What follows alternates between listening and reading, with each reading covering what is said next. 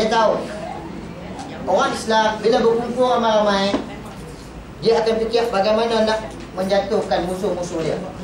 Tapi dia fikir macam mana nak create satu benda yang benda itu jadi fun ni apa? Seronok kot.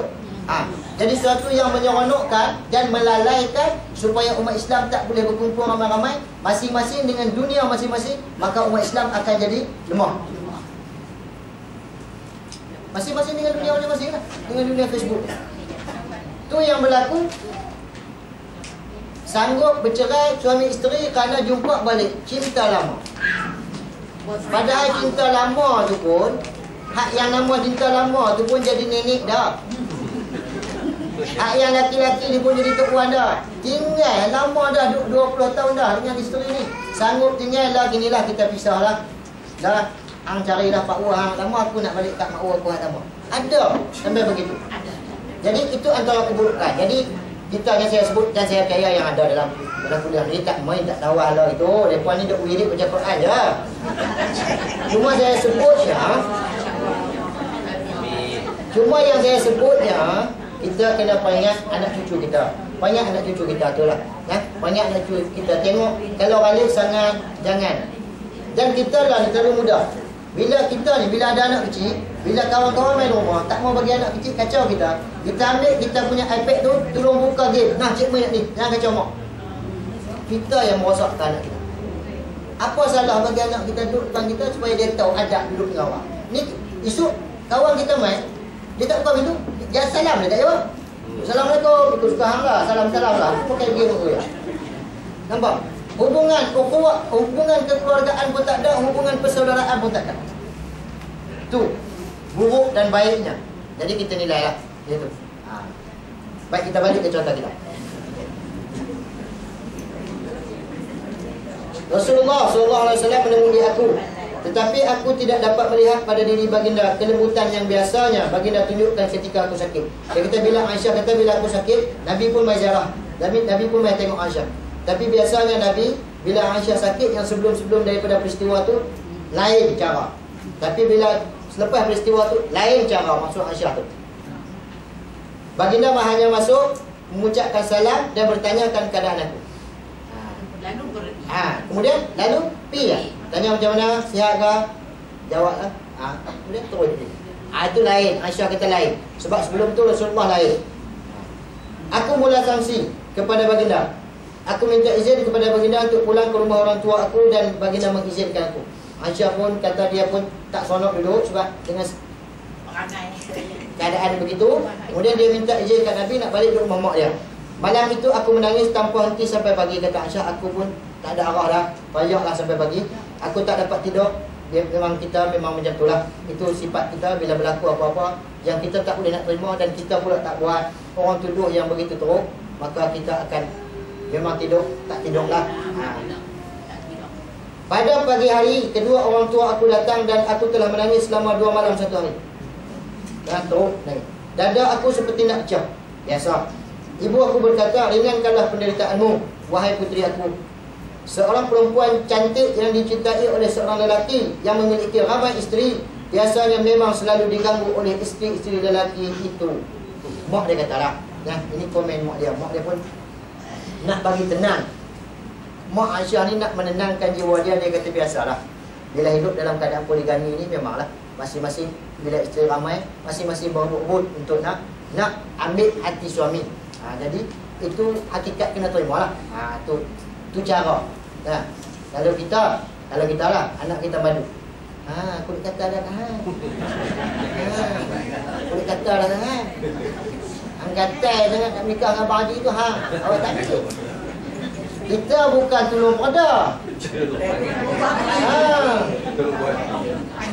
Wasaha sanggup beli petrol tu. Nak bagi terbakar lagi. Lepas tu lah hang lagu mana? Anak duduk lagi kat dengan Abang Haji tu. Minta cerai dah. Tu kita.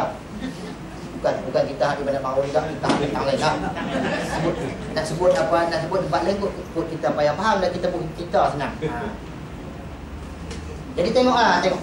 Dalam keadaan begitu, ni kita nak ambil pengajaran daripada sirah yang kita bincang. Kita bincang.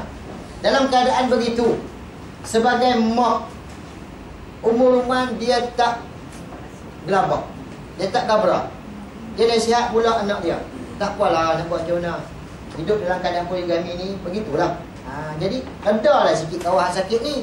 Ni kita pergi duk tonyoh tambah. Kata dah. Jangan kancing gigi semua cukup. Kata dah. Maksudnya.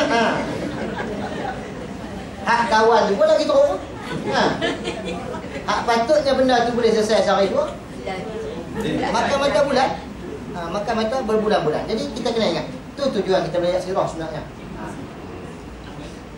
Kita nak ambil pengajaran apa yang kita boleh bawa dalam diri kita. Kita nak cuba apply kan dalam diri kita, dalam keluarga kita, dalam masyarakat kita. Kalau sebelum tu kita tak elok, kita nak ubah, cuba ubah sikit-sikit. Bukan suruh berubah serentak, jangan berubah serentak. Saat ni takut abang haji di rumah tu laki kata, mak hang ni baru pergi mengaji 2 hari, 2 kali pi yang ni kuliah paksa. Buang tabiat ke orang tua ni? Jangan. Pelan-pelan, kita ubah pelan-pelan. Nah, sebab perubahan yang terlalu drastik pun kadang-kadang dia hanya sementara, bersifat sementara. Jadi kita ubah pelan-pelan supaya benda tu konsisten selama-lamanya. Itu cara kita. Asalkan kita setiap penuh. Kemudian hadis itu riwayat Imam Bukhari. Hadis yang dicontohkan oleh Aisyah itu riwayat Imam Bukhari. Hadis sahih. Begitu terseksanya Aisyah sehingga pernah terdetik di dalam hatinya niat untuk menceburkan diri dalam perigi. Apa maksud?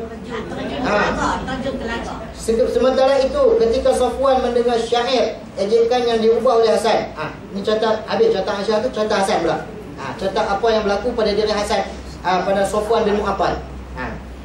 Ketika Safwan mendengar syair ejekan yang diubah oleh Hasan, dia bersumpah dan berkata, subhanallah, aku sama sekali tidak pernah membuka pakaian seorang perempuan. Mana yang tadi? Yang syair tadi.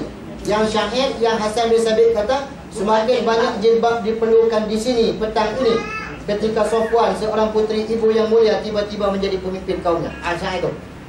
Kat jawab Safwan, dia kata, aku sama sekali tidak pernah membuka pakaian seorang perempuan. Ini sebagaimana terdapat dalam Musnad Ishaq bin Rahawan. Safwan lalu mendatangi Hasan. Safwan pun bila orang bawa cerita, dia pun sebagai manusia, atas sikap sebagai manusia, lalu manusia. Dia mendatangi Hasan sambil menghunus pedang dan memukulnya. Dia pun tak tahan lah. Katuklah sikit. Dan dia juga mengubah syair. Safwan pun ubah syair. Dia pun buat syair juga. Hang pandai syair, nanti hang tunggu syair aku pula. Terimalah pukulan pedangku. Terima. Aku lelaki. Kalau kamu hina aku pun berhenti menjadi penyair. Tu dia punya syair apa nama? Safwan.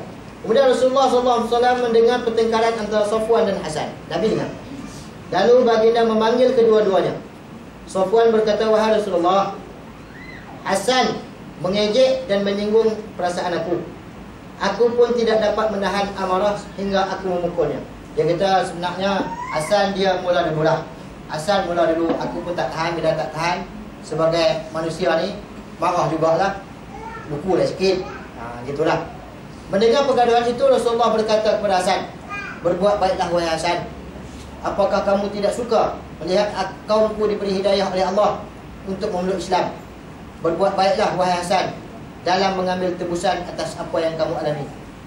Hasan kemudian berkata, aku serahkan hal itu kepadamu wahai Rasulullah. Bila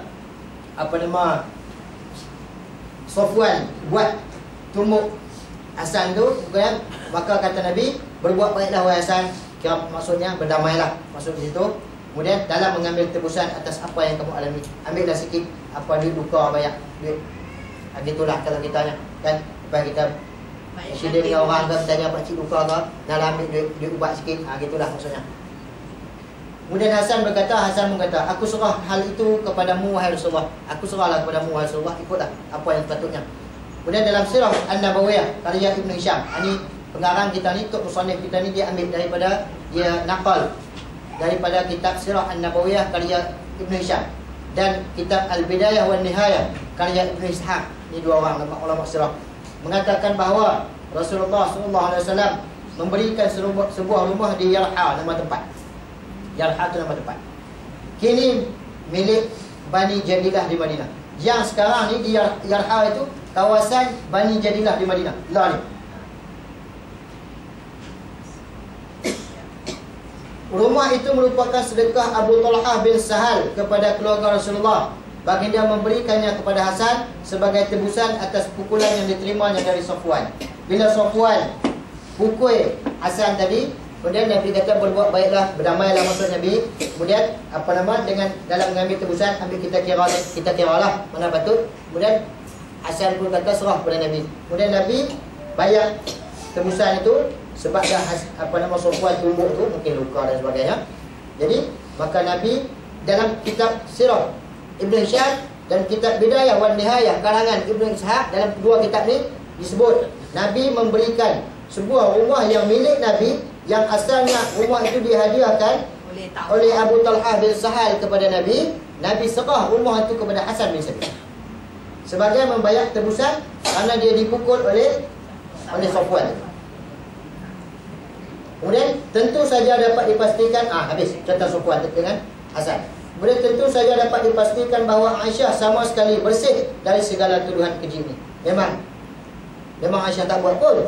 Tetapi Rasulullah SAW berasa perlu untuk melakukan pembuktian dan pembenaran agar orang yang menuduh Aisyah berhenti menyebarkan kebohongan mereka. Nabi kena cari bukti juga supaya cerita itu ditutup. Baginda memanggil Usamah dan Ali bin Abi Thalib untuk meminta pendapat mereka berdua. Nabi panggil Usamah dan Sayyidina Ali, tanya pendapat. Haruskah baginda menceraikan Aisyah?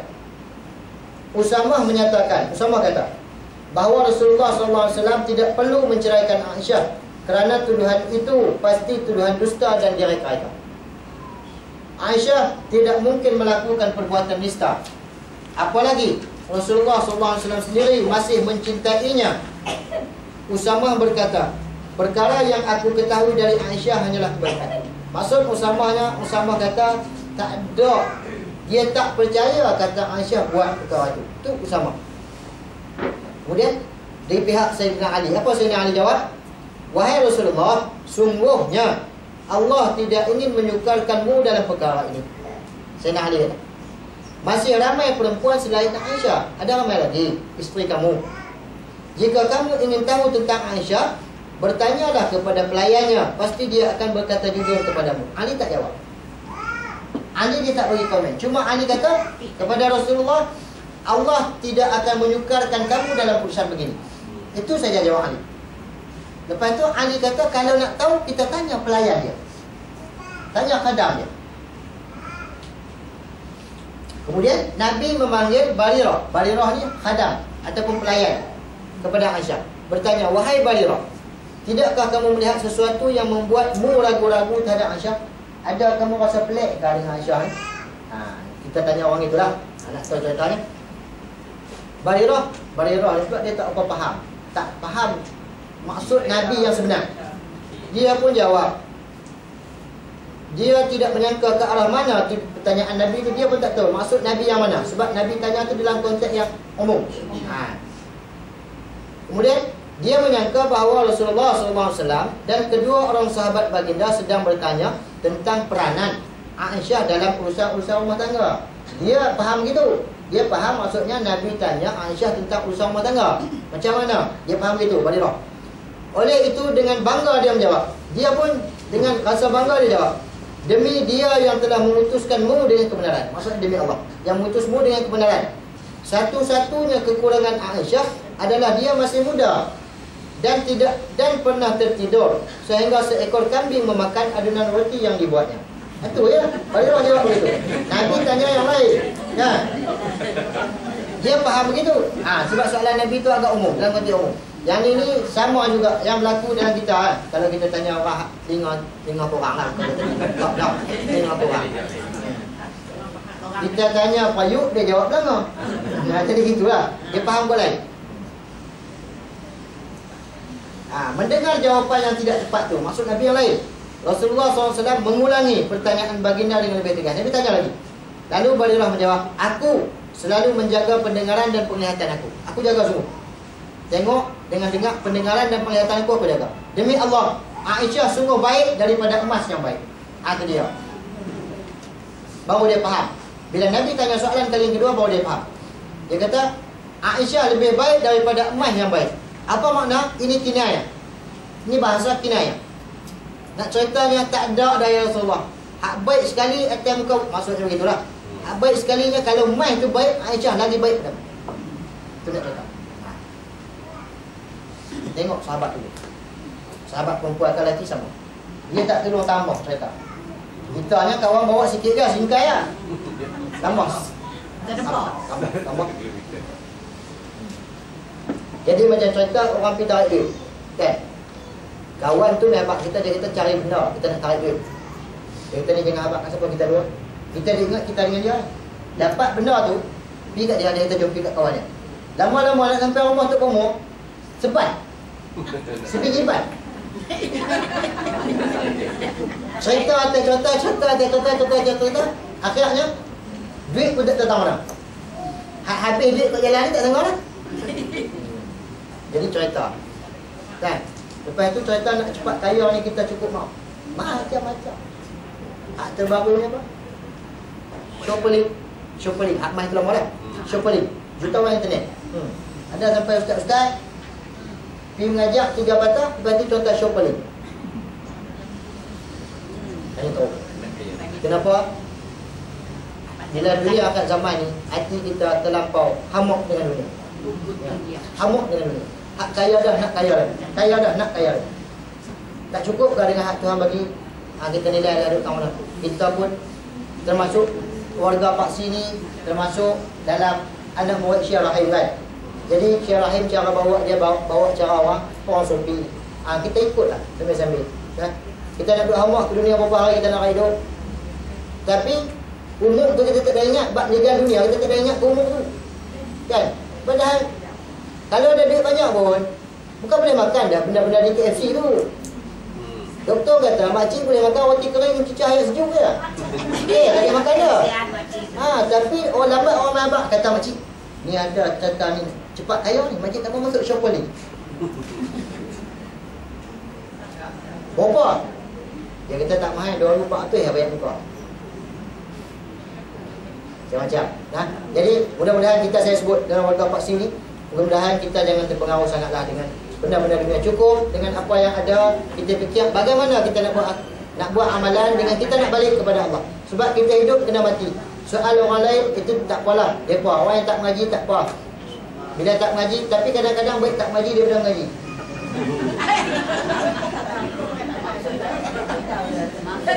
Saya katalah, baik tak mengaji daripada mengaji. Bila kita mengaji, banyak benda kita tahu. Bila kita tahu banyak benda, yang ni tak boleh buat, yang ni tak boleh buat, yang ni tak boleh buat. Baik tak usah mengaji. Kalau tak mengaji, semua benda kita tak tahu kita buat tak. Lebih aman hidup kita.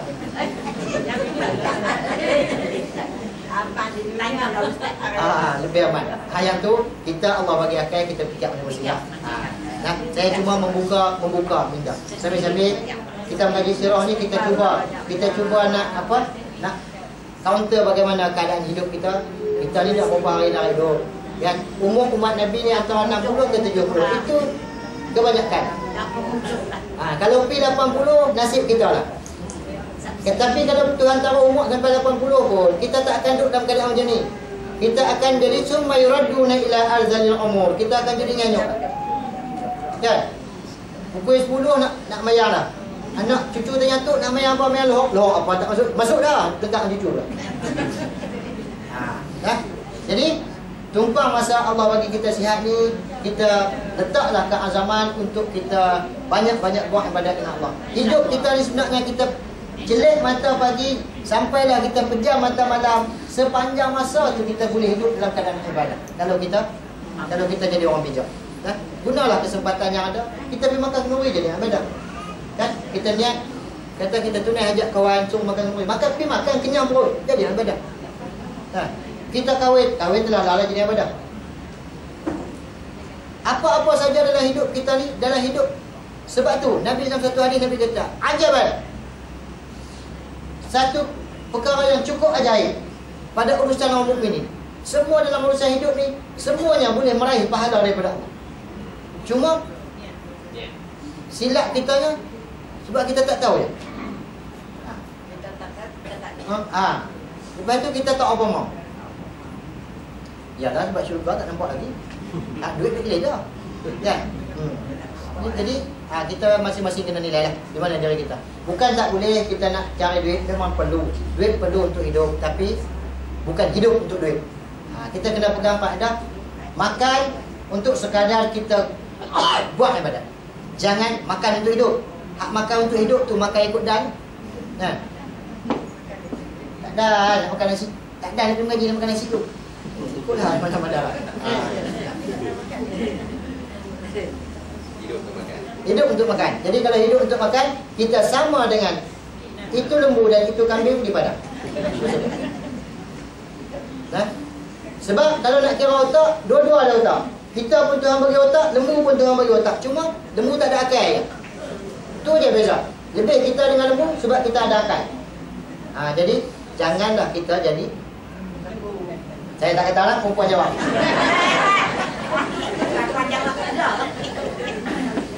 Baik, kita sambung sikit lagi. Sempat lagi kah? Sikit lagi. Sikit lagi ya. Larat lagi ke ni? Dah larat sebab malu Allah kat saya ya. Sama dengan yang lain. Baik, sikit lagi. Sama banyak.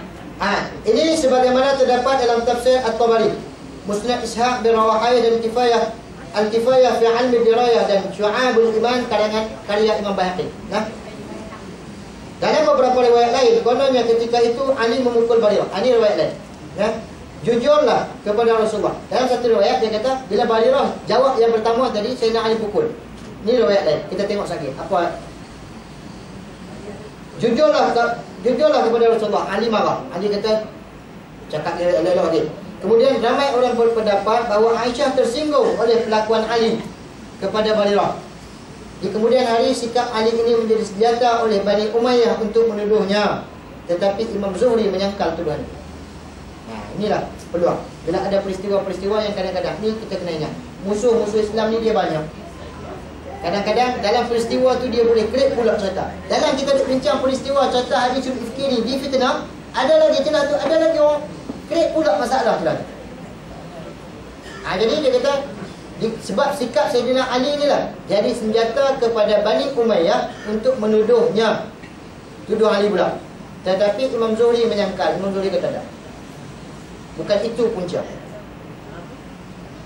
Dan ini juga antara poin. Poin bila Nabi tanya Sayyidina Ali tentang ni, ini juga poin yang digunakan oleh orang kenapa berlakunya perang antara Sayyidina Ali dengan Aisyah kemudian lepas tu kan. Dia guna poin ni. Dia sebenarnya bukan itu. Kita orang yang iman yang rasih, yang kita beriman dengan Allah dan beriman dengan Rasul, maka kita kena menolak segala bentuk sangkaan yang buruk-buruk begitu. Sebagaimana telah kita kemukakan kepada bahagian terdahulu, Zainab binti Jahshin adalah salah seorang isteri Rasulullah SAW yang sering bersaing dengan Aisyah. Bahkan dalam peristiwa fitnah kepada Aisyah, saudari kandung Zainab iaitu Hannah binti Jahshin tadi turut membenarkan fitnah itu. Dia turut mengaku mengiyakan. Tetapi kita nak tengok bagaimana sikap isteri Nabi, sikap madu kepada Aisyah, sikap Zainab. Apa dia jawab kepada Nabi? Tetapi ketika Rasulullah SAW bertanya kepada Zainab tentang perkara-perkara yang dia ketahui tentang Aisyah, Zainab menjawab, "Wahai Rasulullah, aku selalu menjaga pendengaran dan penglihatan aku. Tidak ada yang aku ketahui pada diri Aisyah kecuali kebaikan semata-mata." Nampak? Jadi kita kalaulah ada, kalau yang bermadu ke, berteri ke, berfour tak kira lah. Bermadu, maka kalaulah ada apa-apa, jangan kita memburukkan keadaan. Kalau hak dia baik, kita kena kata baik. Ni kadang-kadang benda tu, orang tu baik, cuma dia silap sikit je. Bila orang tanya kita tambah tak padan-padan. Nak bagi puas hati kita. Memang saja. Memang apa kata. Jadi kita tambah tak. Tengok sikap macam mana sikap isteri-isteri Nabi. Nampak? Dalam keadaan yang macam tu, sepatutnya Zainab boleh ambil kesempatan di situ. Sebagai manusia, Zainab boleh ambil kesempatan di situ. Nampak? Tapi Zainab tak ambil kesempatan di situ. Benda yang baik dia tak mengatakan baik. Itu sikap. Jiwa yang dibentuk dan dididik oleh Nabi.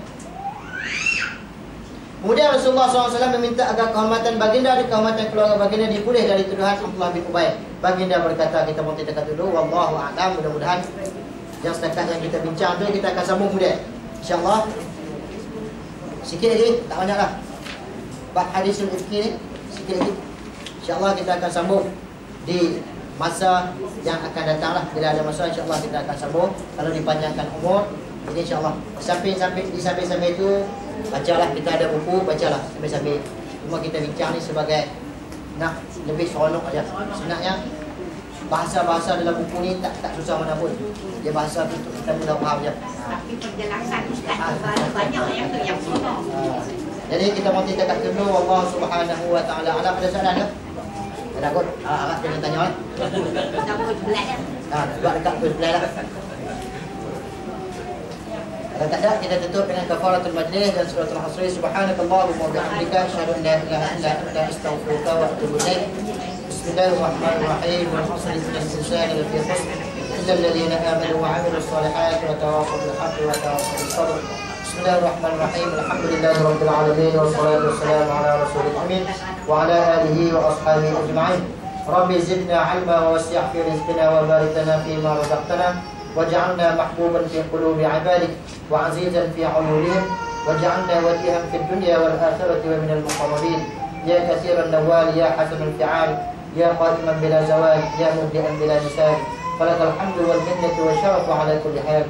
Allahumma sahhil lana tariqal jannah وأدخلنا الجنة مع خير البرية وصلى الله على خير الأنام وعلى آله وأصحابه الكرام والتابعين على الدوام والحمد لله رب العالمين. تقبل الله منكم.